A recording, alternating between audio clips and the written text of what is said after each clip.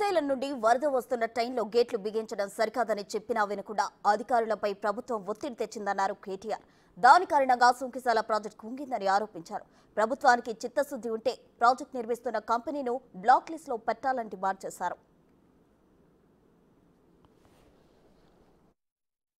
వారం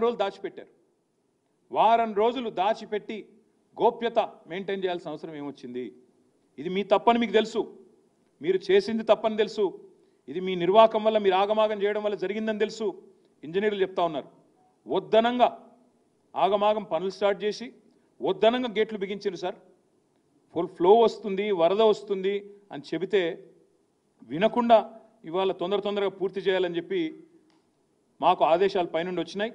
ఏవైతే పంప్ హౌస్లో పనులు పూర్తయి మోటార్ల బిగింపు జరిగే వరకు టన్నలు అదేవిధంగా ఈ రిటైనింగ్ వాల్ ఏదైతే కట్టినారో వాటిని గేట్లు అమర్చే క్రమంలో ఆ టన్నెల్కి మీరు వరద కాలంలో పెట్టకుండా కొద్ది కాలం తర్వాత పెడదామని అధికారులు చెప్పినా వినకుండా ఈరోజు హడావుడిగా గేట్లు అమర్చడం వల్ల ఈ నష్టం జరిగింది.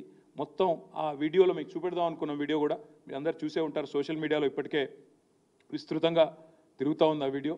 తప్పకుండా నేను మిమ్మల్ని ప్రభుత్వాన్ని అడిగేది, ఇంజనీర్ల పర్యవేక్షణ లేకుండా పురపాలక శాఖ అజమాయిషీ లేకుండా ఈ రకమైన ప్రమాదం ఏదైతే జరిగిందో, అదృష్టవశాత్తు కూలీలు షిఫ్టులు మారే టైంకి ప్రమాదం జరిగింది, లేకపోతే అక్కడ ఎంతమంది మరణించేవారో లెక్క కూడా లేదు. అంత పెద్ద ప్రమాదం ఇది. 2 ఎక్స్పాన్షన్ జాయింట్ల మధ్యన ఉన్న రిటైనింగ్ వాల్ మొత్తం కొట్టుకుపోయింది.